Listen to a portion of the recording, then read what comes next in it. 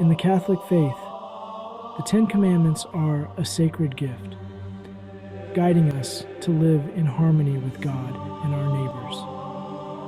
Each commandment reveals how to build a life of love, justice, and holiness. The Second Commandment highlights the importance of God's name, urging respect and reverence. God's name represents His essence, power, and glory. Our words hold immense power. They can build up or tear down, heal or harm. Using God's name carelessly diminishes His majesty. The Second Commandment reminds us to speak with reverence and awe for our Creator. The Second Commandment, "You shall not take the name of the Lord your God in vain," calls us to a life of profound respect for God's holy name. This commandment goes beyond simply avoiding profanity or using God's name in anger. It challenges us to consider the weight of our words, recognizing that His name carries the weight of His divine authority.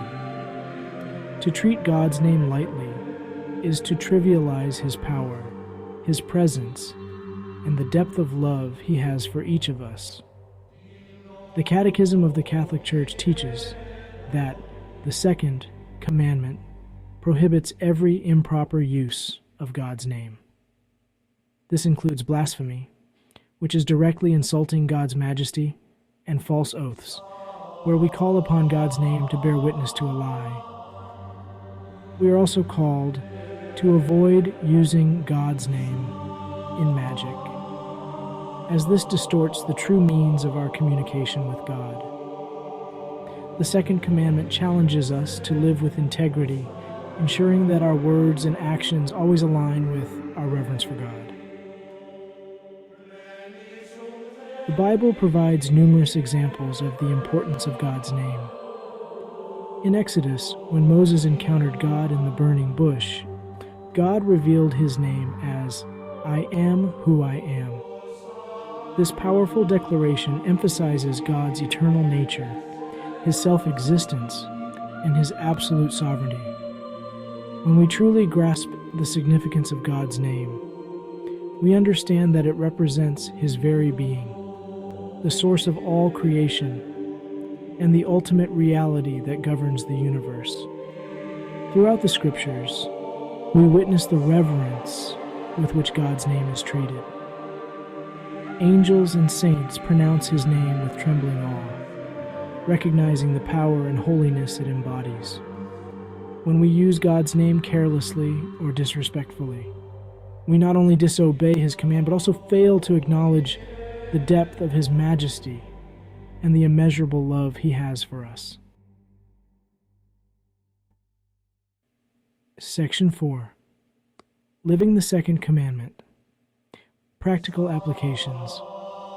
Living out the Second Commandment is an ongoing journey of aligning our words and actions with the reverence we hold for God. It requires attentiveness to our speech, ensuring that we never invoke His name carelessly or disrespectfully. This means refraining from using God's name as an exclamation, a curse, or a way to add emphasis to our words. Instead, we're called to use God's name in prayer, in songs of praise, and in moments of heartfelt gratitude. We can strive to incorporate His name into our everyday conversations, speaking of His love, His mercy, and His faithfulness in a way that reflects our deep reverence for Him. We can also honor God's name by defending it when we hear it being used disrespectfully, gently reminding others of its sacredness. Section 5. The Second Commandment in Action. Frequently asked questions and examples. Is it ever okay to use God's name in a secular context? It's important to avoid using God's name casually, but there are times when it's appropriate in a secular context. For example, discussing a historical event or a work of art involving God. What should I do if I accidentally use God's name in vain? Acknowledge your mistake and ask for forgiveness. Remember, God is merciful and understanding.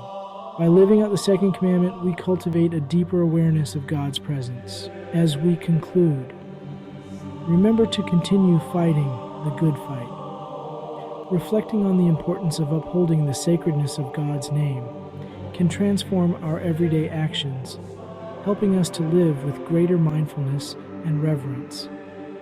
By making a conscious effort to honor the Second Commandment, we not only show our respect for God, but also inspire those around us to do the same. Let's strive to embody these principles in our daily lives, fostering a culture of respect and sanctity. Your journey in faith is unique and precious.